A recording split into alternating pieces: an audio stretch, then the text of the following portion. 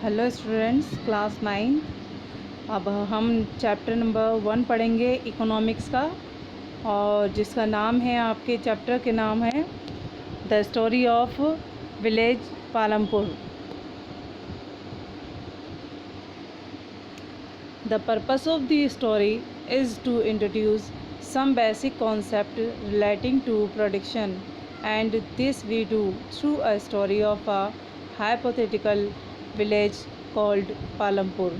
ये हमारा जो मकसद है इस स्टोरी को पढ़ने का, वो ये है कि इससे आपका कॉन्सेप्ट क्लियर होगा प्रोडक्शन से लेकर, यानी कि जो चीज़ उगाई जाती है उससे लेकर उससे रिलेटेड सभी बातों को जो है इसके अंदर रखा जाएगा। और फार्मिंग जो है मेन एक्टिविटी मानी जाती है पालमपुर की, क्योंकि यहाँ पर अलग अलग तरीके से लोग रहते हैं और अपने काम करते हैं। जहाँ पर ज़्यादा 75% जो पॉपुलेशन है वो टोटल फार्मिंग पर ही डिपेंड है।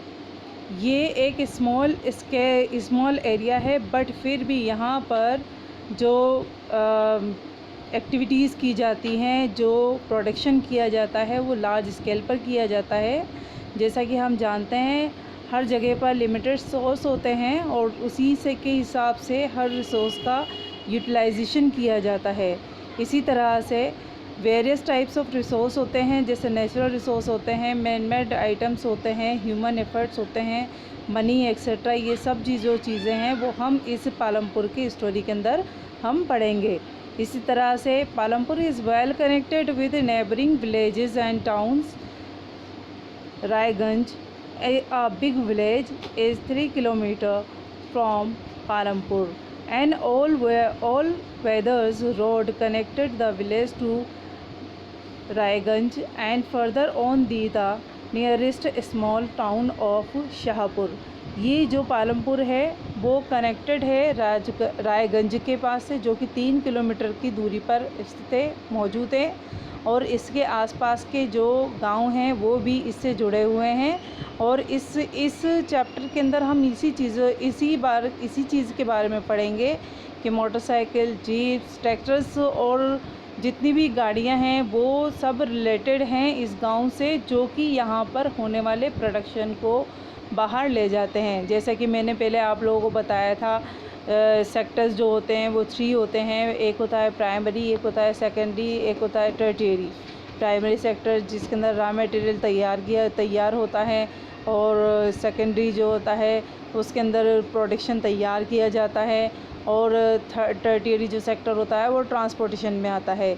इसी तरह से इस चैप्टर में भी हम इसी तरह से फार्मिंग के बारे में पढ़ेंगे, जो कि पालमपुर के अंदर किस तरह से प्रोडक्शन तैयार किया जाता है और कैसे इसके बारे में जो है प्रोडक्शन तैयार करके किस तरह से इसको सेल आउट किया जाता है।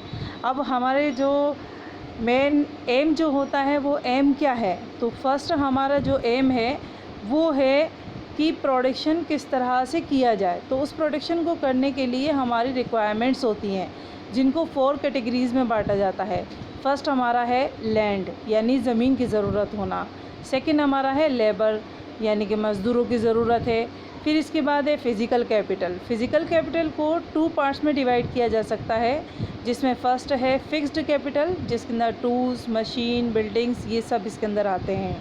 सेकंड इसके अंदर आता है वर्किंग कैपिटल, जिसके अंदर हमारे रॉ मटेरियल जो होता है, मनी, रॉ मटेरियल, ये जो है सब इसके अंदर आपका आता है वर्किंग कैपिटल, क्योंकि जब तक हमारे पास मनी नहीं होगी तब तक हम उस काम को नहीं कर सकते हैं।